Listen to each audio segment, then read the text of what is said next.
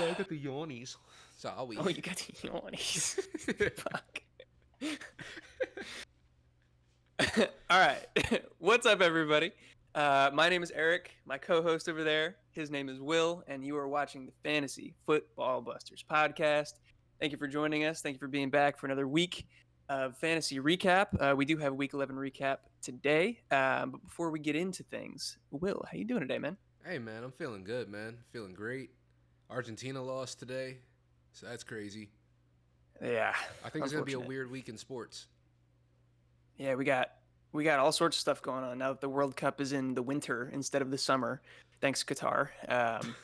But yeah, we got the World Cup going on, NBA, hockey, and NFL all happening at the same time. Also, not sports related, but happy Thanksgiving to everybody out there. Happy holidays. I hope you all enjoy your week. But yeah, so now that we're through all the introduction, let's get into this Week 11 recap, man, because we got a lot to talk about. Hell yeah. So we'll start with the Thursday game, the Titans versus the Packers. The Titans took this one 27-17. Christian Watson continues his scorched earth type games back to back. He keeps it going. Derrick Henry found a weird way to get it done, but he had another really good week. But yeah, I'll send this one off to you for your biggest takeaways. All right, sounds good. Like you said, with Derrick Henry, he was pretty inefficient on the ground, going 28 carries for 87 yards and a touchdown. But he was able to add on a passing touchdown. Yeah. Who saw that coming? As well as 2 receptions for 45 yards on his way to a 24-point fantasy day. So you can't be mad at the fantasy day at the end of the day, even though he was inefficient. Derrick Henry still got it done. So shout out to the Yeti. Traylon Burks, in his second game back from injury, led the team in targets, which we figured he was going to do after his first week back. He got a pretty big workload, and he put up a really good game with 7 catches for 111 yards. So Traylon Burks' season seems like it's upon us. And then Austin Hooper able to find the end zone twice. Again, I didn't have that on my bingo card for the week, and that was enough for him to end as the tight end 3 on the week. But again, who started Austin Hooper? If you started Austin Hooper, put a screenshot. I want to see it. Yeah. Otherwise, I won't believe it. But props to you because you're better at fantasy than me. Yeah. Green Bay takeaways. Like you said, Christian Watson going on an absolute tear with 5 touchdowns in the last 2 weeks. And Alan Lazard led the Green Bay wide receivers in snaps, routes run, and targets. But that only turned into 5 catches for 57 yards. But it's seeming like out of the 2 people to go to, it's Alan Lazard and Christian Watson. And they're not really shaping up to be the worst wide receiver duo in the world, honestly. So, yeah, maybe some brighter days ahead for the Packers, at least in the receiving game. And then Aaron Jones had a pretty pedestrian day, 12 carries on the ground for 40 yards, and then 6 catches for 20 through the air. So, not the best day. Was able to turn, nothing into something at least, but not really a good day by any means. Yeah, Tennessee's run defense is pretty good, so he struggled on the ground a bit, but not necessarily his fault. Traylon Burks, I want to talk about him just a little bit. Clearly, he had a really good game. People are talking about him mostly in the dynasty community. They're hyping him up for their preseason takes of him and stuff like that. It was really encouraging to see the usage that he got, and I'm not going to take anything away from him, but I don't know, he didn't really wow me. Everything that he did, he didn't have a ton of run after the catch, which is kind of like his bread and butter. He's this big, physical, athletic dude. It was a lot of just short catches and fall down. He had that one long catch, but again, that was just caught it and got tackled. Again, not trying to take anything away from him, but I don't know. I've just been hearing Traylon Burks season and meh. It's kind of here. Okay. No, I mean, that's fair. That's a really fair assessment. But I mean, if the usage continues like that, and especially if his snap rate goes up, I would expect good games from him going forward. So definitely a positive there. And then, do you see Christian Watson continuing this touchdown luck? Because outside of it, the yards, I don't see are going to be consistent for him. I would say no. But when you got Aaron Rodgers at quarterback, and we've seen how much he likes to target the same people in the red zone. Like Devontae Adams for the last few years is just the most heavily targeted wide receiver in the red zone ever. So it's just, I want to say no, but I can't 100% say no. He could score a touchdown every week for the rest of the season even. And it's not out of the realm of possibilities. Yeah, exactly. That's what I was going to say. So At this point, you got to keep starting him and see if the fire continues with him. Mm-hmm. So yeah, let's get into the next matchup. The Falcons take on the Bears. The Bears lose another tight one, 27-24 in favor of the Falcons here.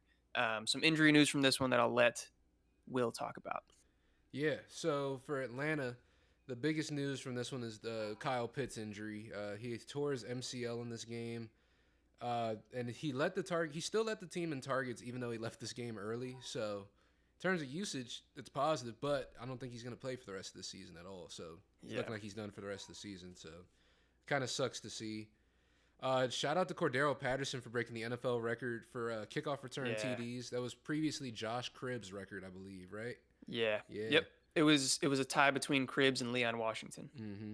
And then he was able to break that record. So shout out to him. Greatest kickoff returner of all time now. I guess we can officially say that for right now. By the stats, I saw somebody on Twitter put out something asking if your life is on the line, who do you want returning the kick for you? And it was like him, Cribbs, Hester, and what's his name? Dante Hall. Mm-hmm. And I think the answer is still Devin Hester by far. Yeah, I would pick Devin Hester. Yeah, but Cordy P, shout out to him. That's an awesome record for him to have, and I'm happy for him. Hell yeah. But as far as his actual work as a running back goes, in terms of his backfield touches, he's still splitting the load pretty evenly with Tyler Algier, so hasn't really broken away from the pack, still in that committee. So, yeah, even though he scored a return touchdown and they counted that, it kind of sucks that none of those yards count, but I know, yeah. hurts a little but bit. I'll take the 6 points. Yeah. And then we got Drake London, who scored for the second straight game, but finished the game with 1 catch for 2 yards. That's the only catch. So, luckily, it was in the end zone. Yeah, it was in the end zone. Got a little lucky there. But Drake London, someone who was looking like the wide receiver 1 in terms of rookies at the beginning of the season. Yeah, it's kind of debatable at this point now. It's kind of for season long, definitely not. Yeah. But in Dynasty, I am for sure buying low if anybody's nervous about him. I think he's incredibly talented, and once they get a quarterback in there, he's going to pop off. Yeah. Just got to hope Arthur Smith wants a quarterback, you know? That's true. We got to hope they lose more games so that they can actually draft one. Yeah. And then as for the Bears side of the ball, Justin Fields having another electric game as he has for the last 6 weeks, 7 weeks straight. But hurt his shoulder. It's looking like a shoulder separation and not a dislocation, though, on the non-throwing arm. So it is a little bit encouraging that he may be able to come back sooner rather than later. He continued to play, but he ran a lot less effectively and less often after that. I saw something. It was a report that they asked how he was feeling with the sort of load that he had going these past few weeks. And I remember him saying, I'm not going to lie, my legs are feeling a lot heavier than they used to. And it makes sense because they've been using him out here a ton. He's ran for, 400 plus yards in the past 3 weeks? Something like that. Yeah, it's been crazy. Yeah, so it makes sense that there's a little bit of wear and tear here. Still kind of learning how to manage this season as well. Still getting into the NFL. So I'm more optimistic than I was after speaking with Eric about the whole injury situation, how soon he could come back. So it is good going forward, at least positive going forward. And then David Montgomery might be a league-winning running back during the back half of the season for the 3rd year in a row. He got 17 carries for 67 yards in the touchdown, as well as 3 receptions for 54 yards. Without Khalil Herbert back there to contend for any type of running back touches, he is just the guy. And I guess he's able to perform with no pressure. That's just what David Montgomery needs, is no one behind him. Yeah, that's a good point. But yeah, David Montgomery, for like you said, the 3rd year in a row, might be a league-winning running back. Yeah. And then we got Darnell Mooney and Cole Kmet. Both had limited volume, but Mooney bailed out fantasy owners with a touchdown. Cole Kmet not able to find that same luck, but was able to still do at least something on the day. Do you have any other takeaways from this game? Not anything outside of what you said, but I do want to reemphasize David Montgomery. I think maybe with, like you said, I hadn't heard those comments from Fields about the heavy legs and stuff like that, but it makes sense. And if he's worried about the shoulder, doesn't want to run as much and put himself in harm's way, could be more checkdowns for David Montgomery, where he kind of excels in that part of the passing game. And yeah, it could just mean more fantasy goodness for him as we get into this playoff stretch. So that should be good for Montgomery. But let's get into our next matchup here between the Eagles and the Colts, which was a lot tighter than I expected it to be. This Colts team is actually playing pretty inspired with their new high school coach, Jeff Saturday. The Eagles do win this one, though, 17-16. And Jonathan Taylor is my biggest takeaway here. His bell cow usage just keeps on keeping on now that Naheem Hines is out of the picture. But what were your biggest takeaways from this game? My biggest takeaways from this game: Devonta Smith, for the second week in a row, leading the team in all receiving categories except for touchdowns. Went 6 for 78. Jalen Hurts struggled a bit this week, but was able to run the ball really effectively. He ran the ball 16 times for 86 yards and the game-winning touchdown. Yeah. And Miles Sanders couldn't really get anything going against the Colts. He had 13 carries for 47 yards. Eagles looking a little fraudulent. I'm not gonna lie. A little suspect. Suspect. But we'll talk about that. We'll talk about that a little bit more when we get to another game that's a little bit later in the slate. Yep. But yeah, Devonta Smith leading the team in all receiving categories. That's kind of my takeaway from last week, where AJ Brown kind of got banged up during that game, didn't get as much work. Yeah. And that continues again a second week in a row. So AJ Brown may not be full strength, full health right now, possibly. Yeah, I wouldn't be super worried about it. But also Dallas Goedert not being in, him on IR is definitely having an impact on Devonta's fantasy performance. Yeah, that's also extremely true. They just said it was going to be an extended period of time for Dallas Goedert. We're not exactly sure when he's coming back yet, right? Yeah, he's on IR, so at least 3 more weeks after this. Yeah, at least 4 weeks. Yeah. And then on the Colts side of the ball, like you said, high school coach Jeff Saturday almost pulling away the win against the Eagles this week. Jonathan Taylor's bell cow usage continues with 22 carries for 84 yards and a touchdown on the ground. He also saw 4 targets. Wasn't able to turn that into a whole lot, but the targets are there, so can't be mad at that at all. And then Michael Pittman and Paris Campbell were the only receivers with significant fantasy production, with Michael Pittman going 6 for 75 and Paris Campbell going 5 for 67.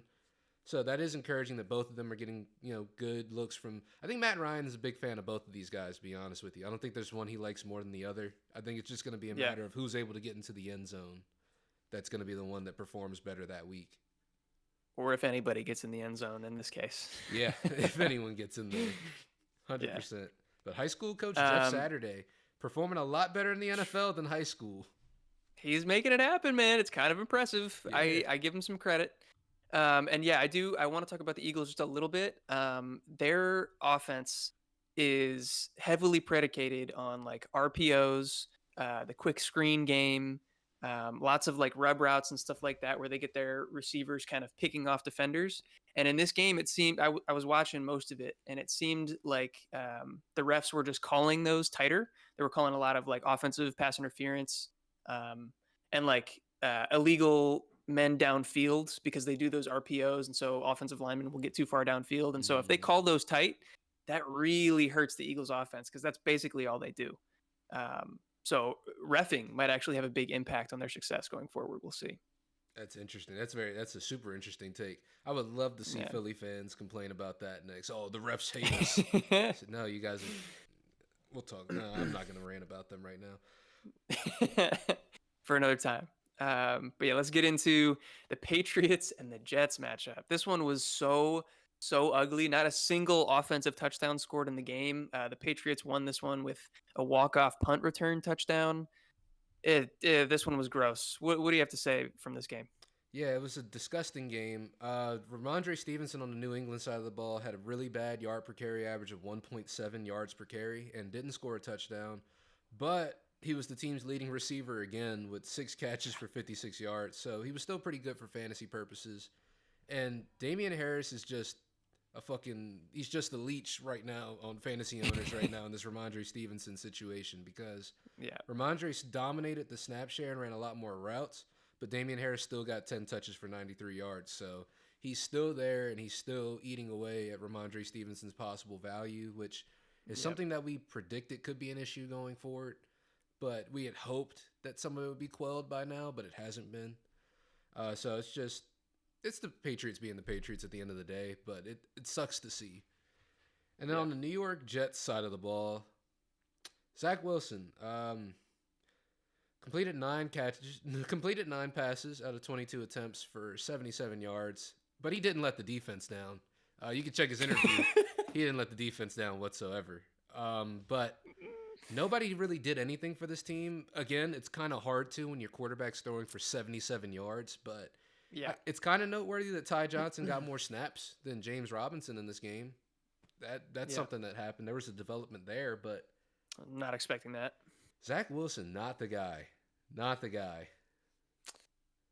Yeah, we talked about it in our injury recap. If you haven't seen that, go check that out. But yeah, we were debating, not really debating, because I think we both agree that if this team makes the switch to Joe Flacco, they're a good playoff team. But Zach Wilson, they're not going anywhere. Yeah, Zach Wilson, unless there's MILFs involved, he's just not the guy that should be there, bro. Like, he just should not be leaned on, to be honest with you. Yeah, 100% agree. All right, let's get away from that terrible game. We'll go to the Commanders and Texans. The Commanders dominated this one 23-10. Yeah, Taylor Heineke just keeps winning games, man. What is he, 9-4 in his last 13 starts? He just wins. He's a hooper, bro. He's a hooper.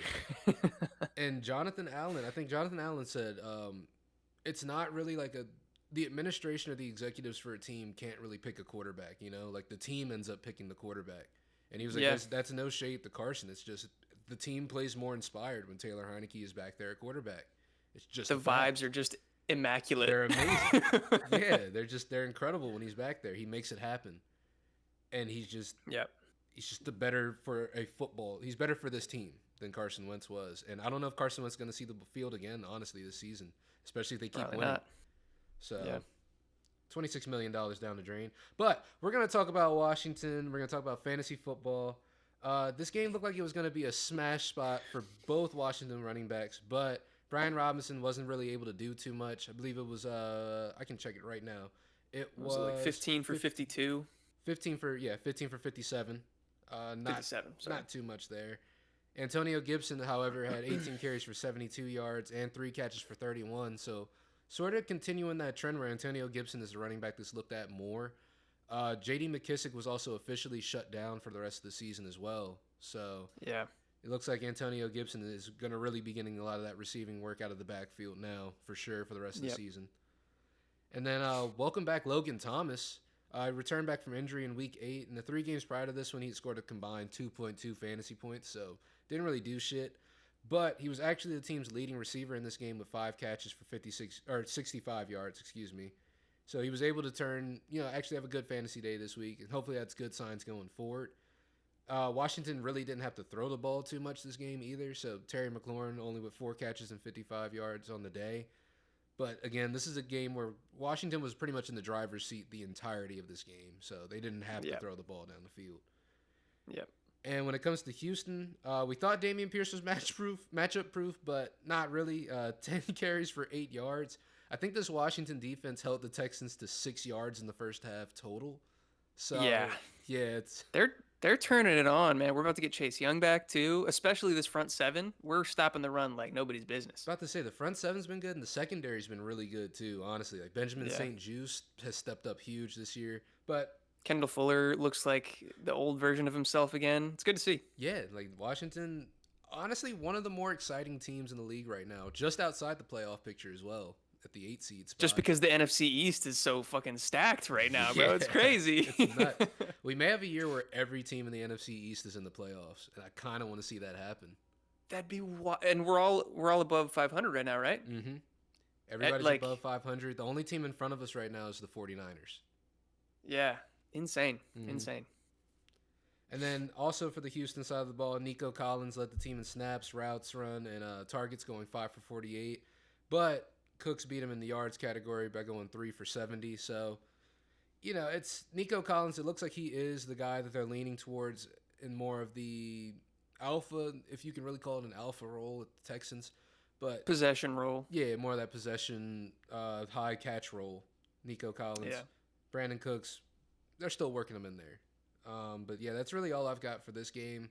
Wasn't a great game from the Texans. Good game from the Commanders, but not much to really talk about, Yep. Yeah, and I don't have too much to add on top of that. So we'll get on to the Saints and the Rams. It was a little bit higher scoring than I expected, but still kind of ugly. Even with that being said, the Saints won this game 27-20.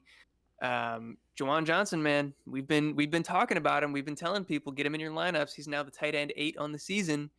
He's been balling. Another touchdown in this one. And it looks like Stafford may have suffered another concussion. Fingers crossed he didn't, but that could keep him out some time. So, what were your additional takeaways from this game? Yeah, additional takeaways. Like you said, Juwan Johnson has been balling. He's been the tight end 8 on the season. I believe since week 6, he's been the tight end 2. So he has been out there performing extremely well. He's had 5 touchdowns in the last 5 games. Chris Olave, huge bounce back game for him. 5 catches for 102 yards and a touchdown, which you love to see out of our young wide receivers. Andy Dalton took advantage of a good matchup and had a really nice fantasy day for anyone who streamed him this week. Anyone who's found a bye week, Andy Dalton was a good set start for this week. And Alvin Kamara struggled on the ground, going 12 for 42, but he caught 4 catches, 4 passes. God, I can't talk right now. For 47 yards, so he was still able to salvage a little something for his fantasy day. Not a great day, not a good day, but still something. Yeah. And then on the Los Angeles side of the ball, like you said, Matt Stafford may have suffered another concussion in this game, and if so, it's not great because it would be his second concussion in 3 weeks. However, it's not confirmed that he has a concussion, so it's still hopeful that he does come back and he doesn't have one at all. Cam Akers led the team in rushing, going 14 carries for 61 yards after Darrell Henderson felt a little something in his knee, according to Sean McVay in the first half. So Cam Akers and Kyron Williams more leaned on towards the second half of the game. And Tutu Atwell, a name we don't hear too often, caught a deep bomb for 62 yards and a touchdown. And Allen Robinson actually showed up this week, 4 catches for 47 yards and a touchdown. So I officially can't be mad at Allen Robinson this week. I'm not happy with him, but I'm not mad at him, you know? Yeah. Not the worst. Not the worst. Yeah. And shout out to Atwell, I guess. A little 15 minutes of fame there. His first NFL touchdown. Good for you. I don't really expect him to see many more of them, but yeah, don't count on it. All right, let's move on. We'll go to the Bills and the Browns game. The Bills do win this game 31-23. This one was played in Detroit because of all the snow in Buffalo. So that was kind of interesting on a neutral site. But yeah, let me hear what you got for this one, Will. Yeah, so in terms of just the Buffalo side of the ball, Josh Allen had his real first down game of the season. He only scored 12.5 fantasy points, and it's starting to wonder how much that elbow injury is actually affecting him now. Last week we were pretty confident because he still performed, but this week not really able to perform well. Didn't really look good all in all, so a little bit scarier. Devin Singletary had a nice game going with 18 carries for 86 yards and a touchdown. Dawson Knox led the team in receiving with 7 catches for 70 yards again. Who had that on their bingo card for the week? Not me. And Diggs saw his lowest target total of the season with 5, but still managed to go 4 catches for 48 yards and a touchdown. So Stephon Diggs still a freak of nature out there. Yeah. On the Cleveland side of the ball, Amari Cooper, after we talked about it last week. We spoke it we talked. I don't know whether we spoke it into existence or what we did, but we mentioned it for the first time, and then of course. Nah, it's just it's just reverses trend. These guys watch, bro. We get 7 views. 2 of them are Amari Cooper and Joe Mixon because every time we talk shit about somebody, they pop off the next week, and it's so. One of them's my mom. 3 of them are our friends, and then it's Amari Cooper and Joe Mixon. There you go. That's our mix right there, dude. And but like you said, he finally had a good game on the road. But I guess it doesn't really count, kind of, because it's at a neutral site. It wasn't really even a road game because there was 20 feet of snow in Buffalo this past weekend. Yeah. But still, 13 targets, which turned into 8 catches, 113 yards, and 2 touchdowns. That's gigantic. I played against him in 1 week. That hurt. And then Donovan Peoples-Jones still able to get on the action as well with 5 catches for 61 yards and a touchdown. So he still had a good fantasy day.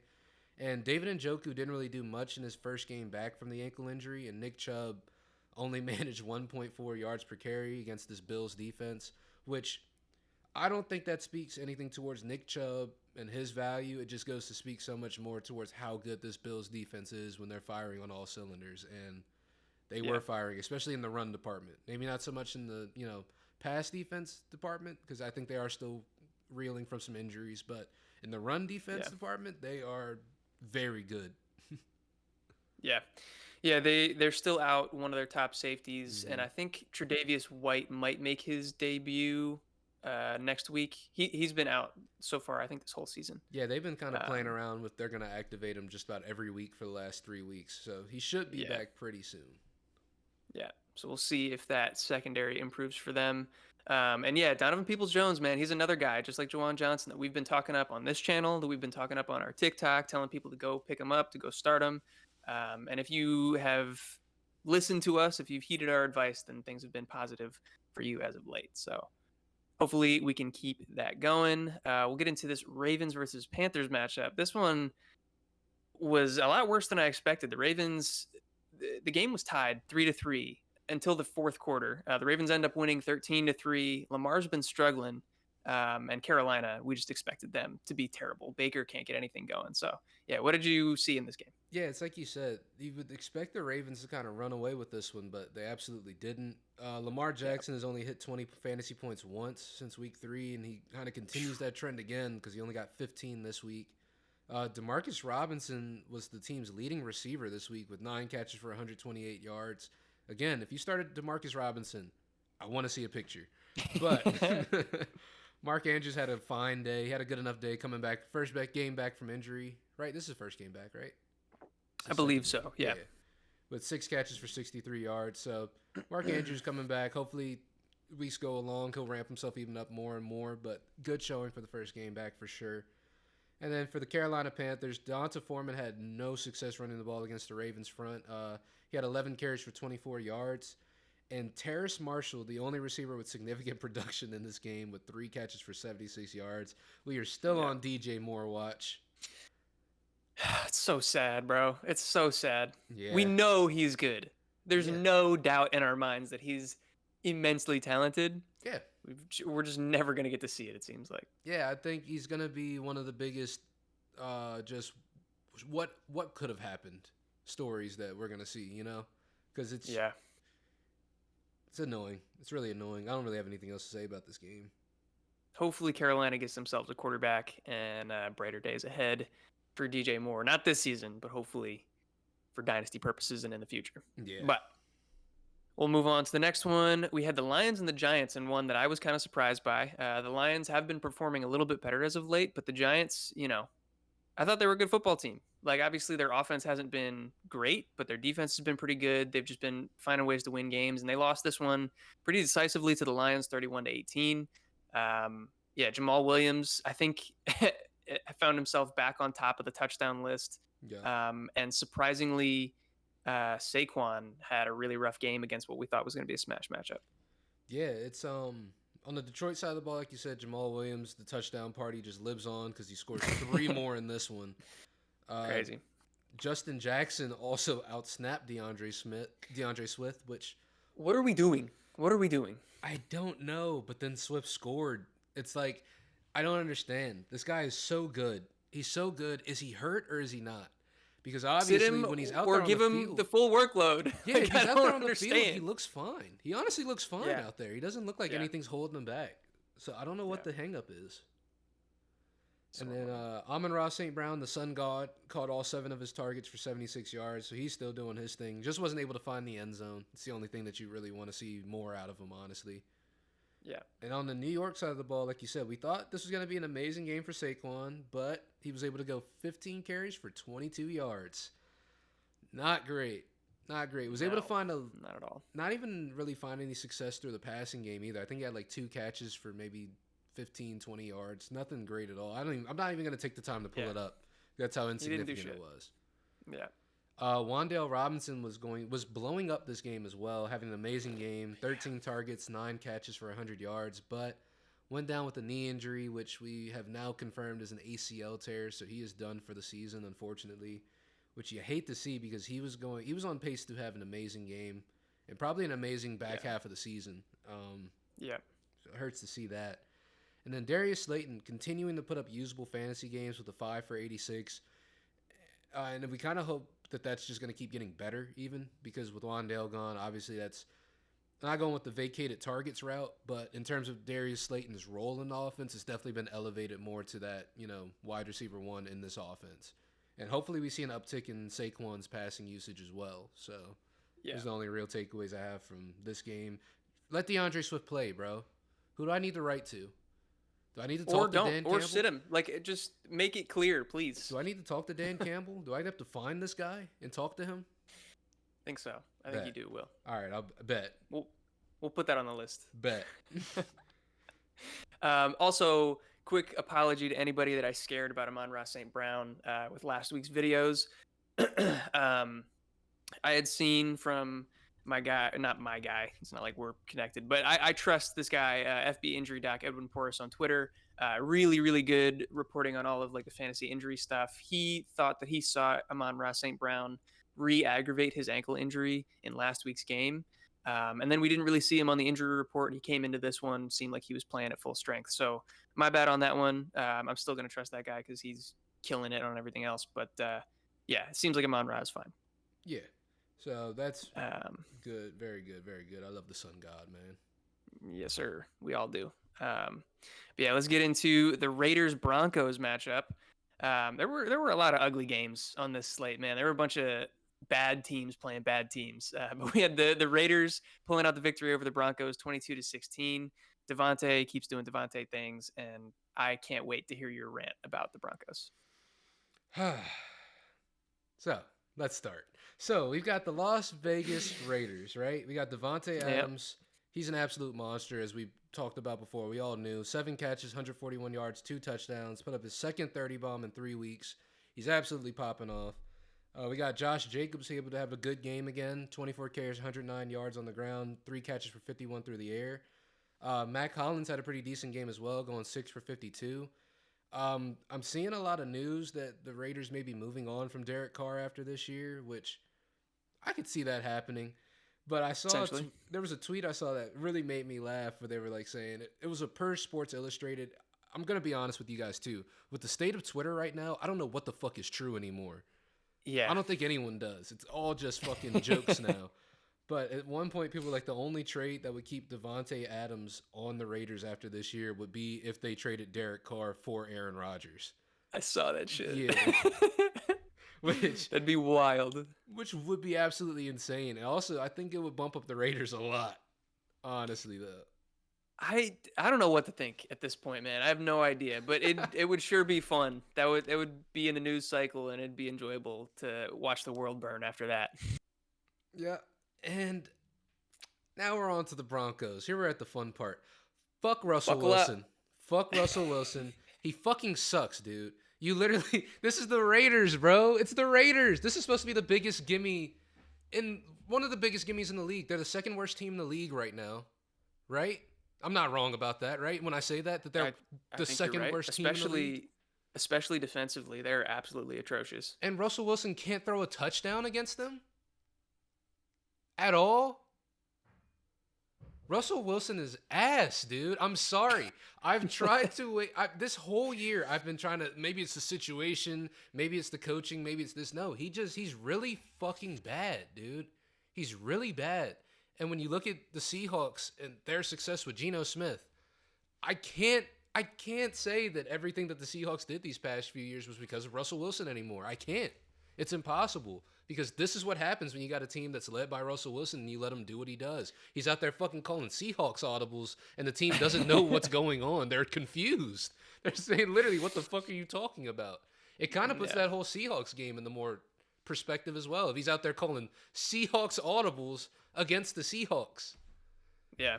Everybody on the Denver side did deny that, but I wonder if they're just trying to save face or if that's all rumors. Nah, we don't know. Fuck that. I believe it. I absolutely believe it. I 100% believe it. Because with the way this team has been going, I can't give them any sort of benefit of the doubt. I can't. I believe any type of bad news coming out of the Broncos camp, I believe it. 100%. Now, moving on to people who actually did shit this game, we got Latavius Murray, who led the team on the ground and found the end zone. And after the game, they cut Melvin Gordon. Absolutely got rid of him with his, what was it, 5th fumble of the season, I believe? I think so, yeah. At a very bad point in the game. A lot of people, A lot of people are going to say, oh, well, it's not Russell Wilson's fault he lost the game. You know, Melvin Gordon fumbled and put him in a bad spot. They shouldn't have been losing this game in the first place. That's first of all. But second, Yeah. yeah, Melvin Gordon, you're a fucking idiot. You're an idiot. Your comments after the game were tone deaf, absolutely tone deaf. And I kind of do hope you were playing Future in the locker room because that's just comedy. It's hilarious. I so hope that's true. And Melvin Gordon is man. such a petty guy, dude. Like he's one of the first people we saw with the whole holdout shit and this and that. Like one of the first real running back divas.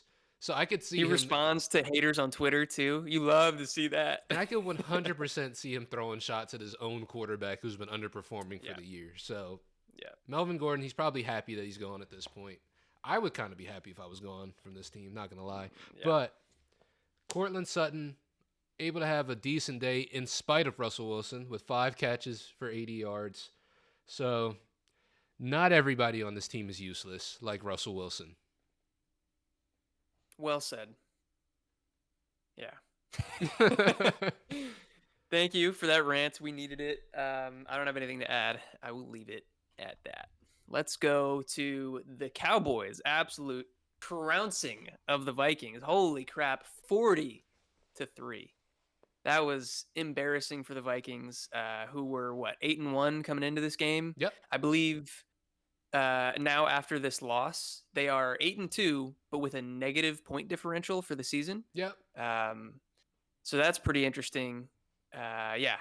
I want to hear what you got to say, at least from the Cowboys' perspective, because there's not too much to take away from Minnesota. Oh, I mean, we'll talk about the Vikings a little bit after this, you know, A little bit. a little bit. But A little bit. for Dallas, the running backs in this game absolutely ate. We had Pollard 15 carries for 80 yards, but also led the team in receivings with 6 receptions for 109 yards and 2 touchdowns. Tony Pollard popping the fuck off, absolutely, and 2 long touchdowns as well. They were not like he had to work for those. And then Zeke wasn't really too much involved in the passing game, but went 15 for 42 and 2 scores on the ground. It seems as if they've really been using Zeke in more of a battering ram sort of role, where he's just sort of wearing down the defensive line. And then when they need something explosive, they use Pollard. So at least there's sort of definition between the 2 roles now. So I can't be super mad at Dallas for how they're using these running backs anymore. It's kind of how, you know, the Packers should be using their running backs, if we're being honest. But they don't.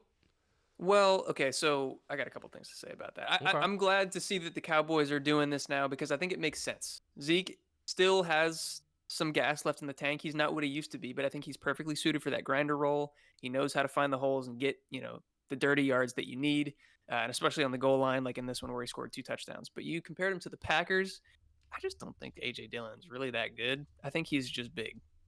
So Aaron Jones is clearly the better running back. I think they should continue to feed him. But that's just my 2 cents on that one. Okay. Yeah, I mean, that's fair. That's absolutely fair. Aaron Jones is a better running back. But I'm just saying in terms of roles and usage, at least that was what I thought the Packers were going to do. That's probably more so how I should have phrased that. And I agree. Like, coming into the season, I had a little bit more high hopes for A.J. Dillon for sure. It seemed like he was ascending, but not so much anymore. Nope. And with the running backs popping off as much as they didn't really leave too much for the receivers. So CD and Dalton Schultz didn't really do too much this game. And Dak had a pretty good day as well, going over 20 fantasy points. So it's a good game from Cowboys all around. Very dominant game for the Cowboys all around.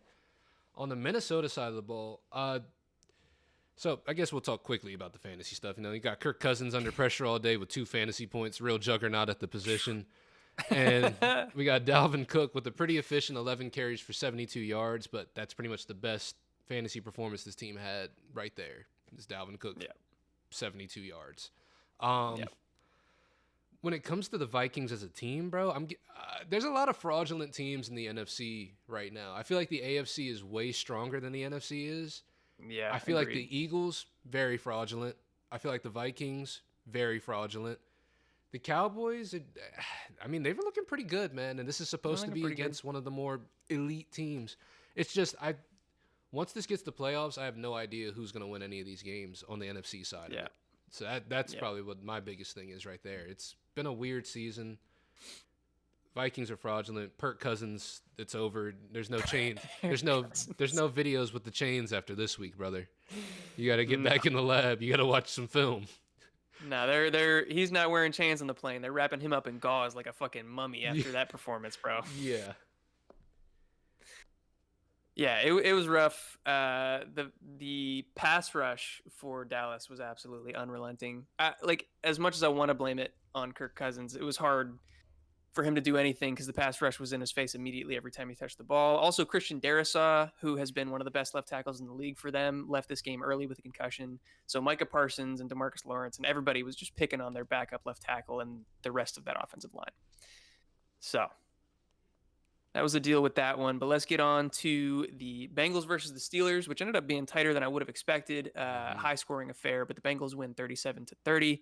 Joe Burrow balls out again. Najee Harris actually had himself a decent game this week. So what did you think about this one? Yeah, on the Cincinnati side of the ball, Joe Burr doing what he does. 355 yards for 4 touchdowns. Joe Shiesty getting the job done as per usual. Yes, Joe sir. Mixon left this game early and is in concussion protocol right now as we speak. So waiting on news for more on that. But Samaje Perine able to fill in for him extremely well. Caught 3 of Joe Burrow's 4 touchdowns, which again nobody had that on their bingo card.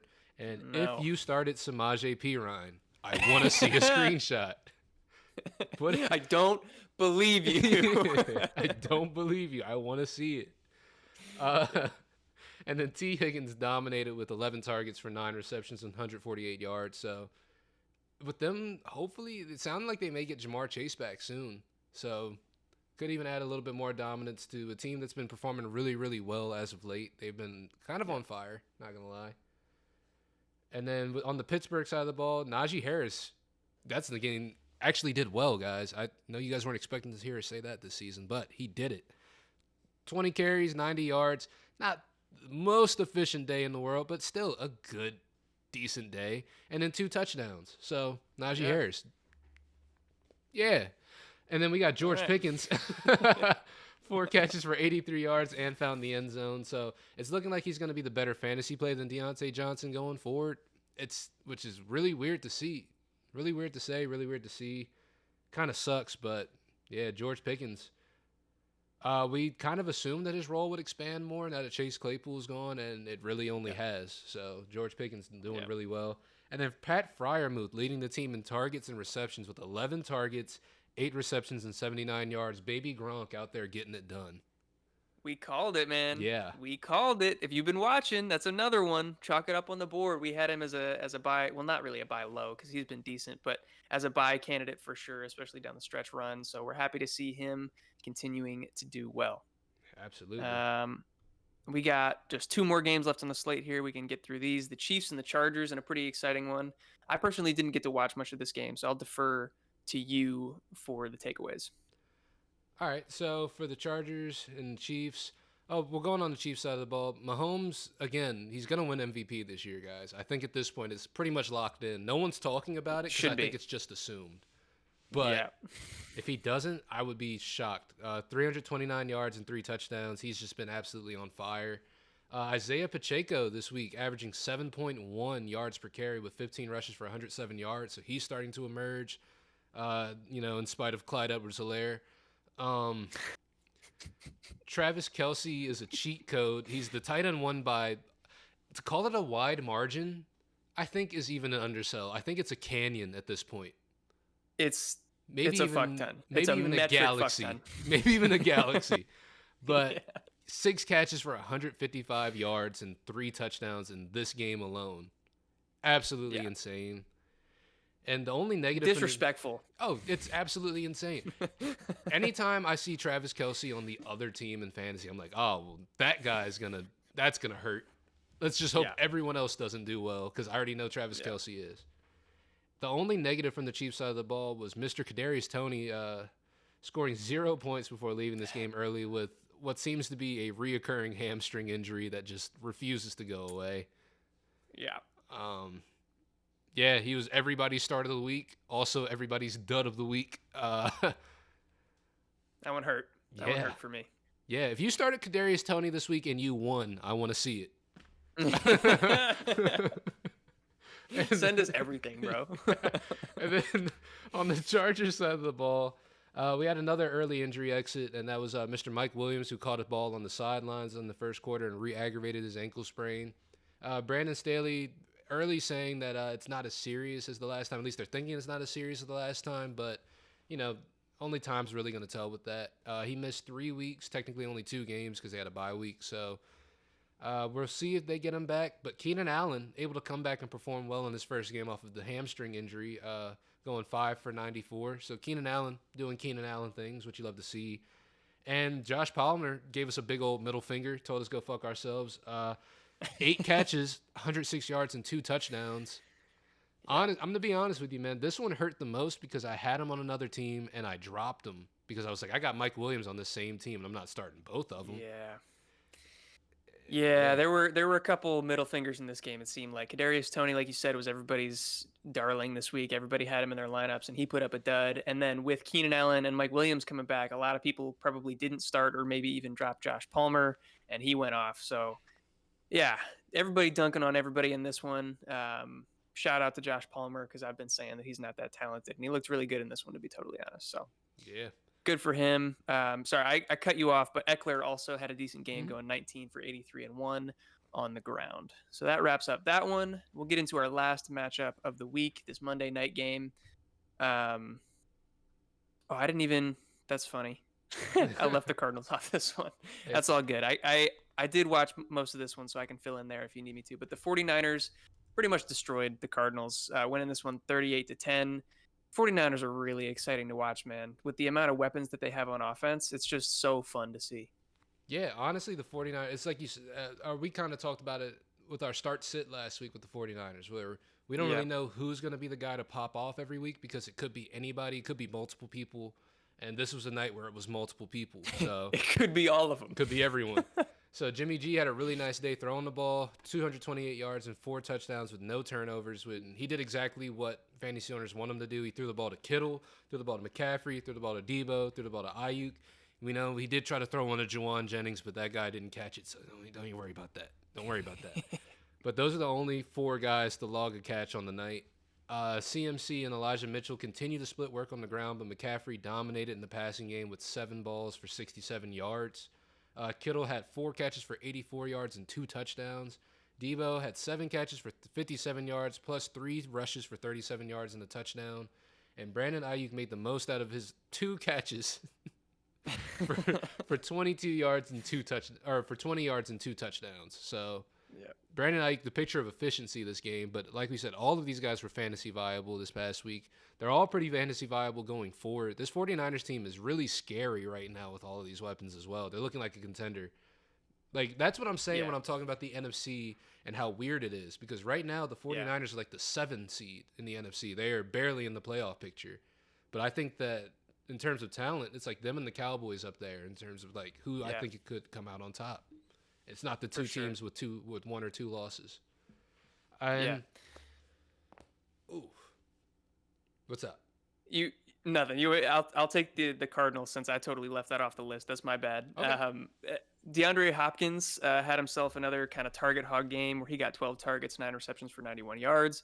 He didn't find the end zone, but another really good game. He's been super consistent regardless of quarterback. We saw Rondale Moore unfortunately go down to a groin strain, I think on like one of the first plays of the game, or at least one of the first offensive snaps for the Cardinals. We mentioned it in our news and injuries video, so if you haven't seen that, go check it out. But unfortunate bad beat if there was anybody that was winning by less than 1 point and started Rondale Moore. He took that like end around for a rush, lost 6 yards, and left the game. So he ended with negative points. Hopefully that didn't hurt anybody out there, or at least didn't cause anybody to lose. And then Colt McCoy, I think, also left this game with an injury. I'm not sure how serious it is. We're still waiting to get news on Kyler Murray, whether he's going to be back with his hamstring injury. So yeah, there's a lot up in the air for this Cardinals team. Yeah. But is there anything else? Yeah, you got it. No, it's just, Kyler being gone for 2 weeks. This Warzone map is a little bit difficult to learn. There's a lot of nooks and crannies in it, so I can understand taking the 2 weeks to figure it out. So yeah, doing his due diligence. And then I did want to talk about D-Hop a little bit, just to ask for your opinion. But just D-Hop, still an elite wide receiver, right? I think so. Yeah, because I know last year a lot of people kind of profiled him as not an elite wide receiver anymore, and and I was kind of leaning that way. Like it would make sense. He was past that wide receiver kind of age cliff. Typically around like 28, 29, people start to slow down. He's 30, and we saw him what I thought was start the decline last year. and now he was coming off of a big injury. I didn't think that he was still going to be the old DeAndre Hopkins, but nah, man, he's still balling. Yeah, 100% agree. It's a great resurgence to see, honestly. But Yeah.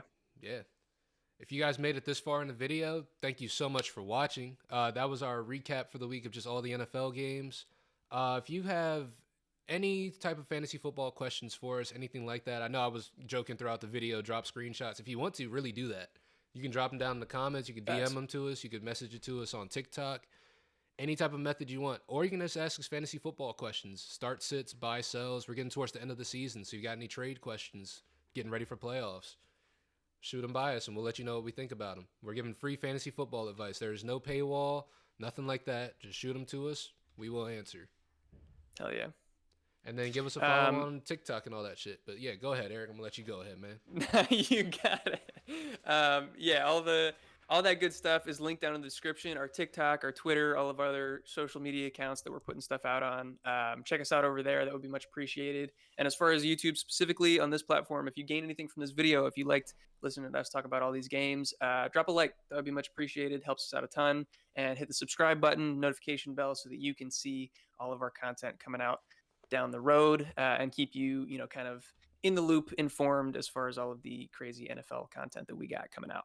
So, with all of that being said, I think that that'll wrap us up. If you stuck with us all the way to the end, we love you. As always, we appreciate you. And happy Thanksgiving, happy holidays to everybody out there. I hope everyone has a good week. And yeah, we'll catch you in the next one. Hell Peace. yeah. Peace.